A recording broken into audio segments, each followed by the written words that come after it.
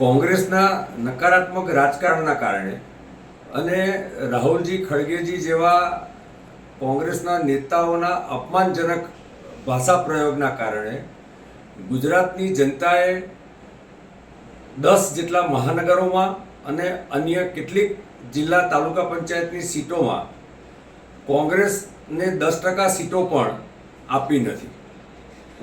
ભૂતકાળમાં લોકસભામાં 2014 અને 2019માં પણ રાહુલજીના નેતૃત્વમાં કોંગ્રેસને 10% સીટો પણ આપી નથી દેશની જનતાએ.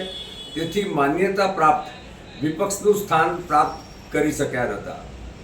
તે જ રીતે ગુજરાતમાં પણ કોંગ્રેસને ઘણી બધી જગ્યાએ માન્ય વિપક્ષને લાયક પણ ગુજરાતની પ્રજાએ ગણ્યા નથી. આમ જોવા જઈએ તો લોકસભા અને વિધાનસભાના આ પ્રકારના નિયમો છે.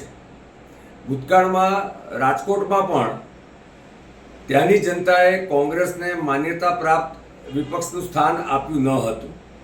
મને લાગે છે કે ઘણી બધી જગ્યાએ કોંગ્રેસને અને આમ આદમી પાર્ટીને પણ આ પ્રકારનું સ્થાન પ્રાપ્ત નહીં થાય, કારણ કે કોંગ્રેસની પણ અને આપની પણ હજારો જગ્યાએ ડિપોઝિટો ગઈ છે અને પ્રજાએ એમને જડબેસલાક જવાબ આપી દીધો છે.